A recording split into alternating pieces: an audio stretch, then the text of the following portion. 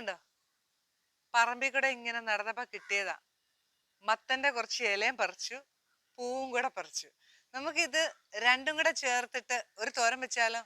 ഇതും ഒന്ന് ചെറുതാക്കി അരിയാം, നമ്മുടെ പൂ ഒന്ന് ചെറുതാക്കി അരിയാവേ. മത്തന്റെ ഇലയും പൂവും എല്ലാം ചെറുതാക്കി അരിഞ്ഞു വെച്ചിട്ടുണ്ട് കേട്ടോ. പിന്നെ ഇതിലേക്ക് കുറച്ച് തേങ്ങ, ഒരു നുള്ളു മഞ്ഞപ്പൊടിയെ, പിന്നെ ഒരു സവോള, 2 പച്ചമുളക്, പിന്നെ ഒരു മുട്ട. ഇതൊക്കെ തന്നെ ഉള്ളേ. ഇതാ കുറച്ച് ഒരു പാൻ അടുപ്പ് വെച്ചു. ചൂടായപ്പോൾ കുറച്ച് എണ്ണ ഒഴിച്ചു കൊടുത്ത് കുറച്ച് കടുക് ഇട്ട് കൊടുക്കുക. അരിഞ്ഞു വെച്ചിരിക്കുന്ന സവോള ആദ്യം ഇട്ട് കൊടുക്കാം. പച്ചമുളകും കൂടെ ആക്കൂടെ ഇട്ടേക്കാവേ.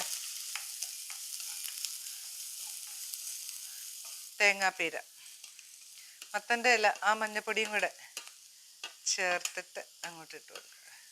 ഇലക്കറികൾക്കൊക്കെ ഉപ്പ് കുറച്ചേ ഇടാവുള്ളൂ, വേഗം ഉപ്പ് കയറി പിടിക്കും. ഇനി നമ്മുടെ ഇല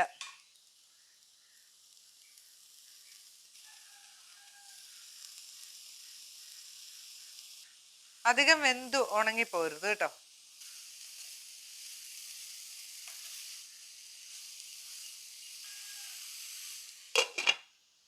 തോരനൊന്ന് തുറന്നു നോക്കണ്ടേ?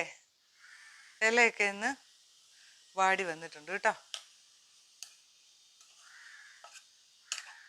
ഒരു മുട്ട പൊട്ടിച്ചൊഴിക്കുക. ഉപ്പൊന്നും ചേർത്ത് കൊടുക്കണ്ട, ഉപ്പൊക്കെ കറിയിലുണ്ട്.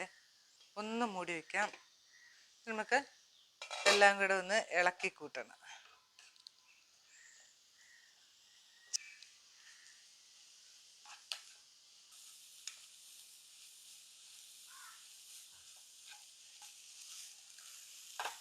നമ്മുടെ തോരൻ ഇവിടെ റെഡി ആയിട്ടുണ്ട് കേട്ടോ. സ്റ്റൗവൊക്കെ അങ്ങ് ഓഫ് ചെയ്തേക്കാം. ഇനി ഇത് വേറൊരു പാത്രത്തിലേക്ക് മാറ്റാവേ. ഞാൻ ഇടയ്ക്കിടയ്ക്ക് അങ്ങ് തോരൻ വെക്കും. ഇന്നത്തെ എൻ്റെ തോരൻ ഇതാട്ടോ. എന്നാ രുചിയാണെന്നറിയോ കഴിക്കാൻ? ചോറ് കുറച്ചെടുക്കുക, ഇതുപോലെയുള്ള തോരനും ഇലക്കറികളൊക്കെ കൂടുതൽ എടുക്കുക, എന്നിട്ടങ്ങ് കഴിക്കുക. നോക്കിക്കേ, മത്തൻ്റെ പൂവും ഇലയും അതുപോലെ തന്നെ മുട്ടയും കൂടെ ഉള്ള ഒരു തോരൻ ഇവിടെ റെഡി ആയിട്ടുണ്ട്. ഉണ്ടാക്കി നോക്കിയിട്ട് അഭിപ്രായം പറയണേ. പുതിയൊരു വീഡിയോ ഞാൻ വരുന്നതായിരിക്കും. ബൈ.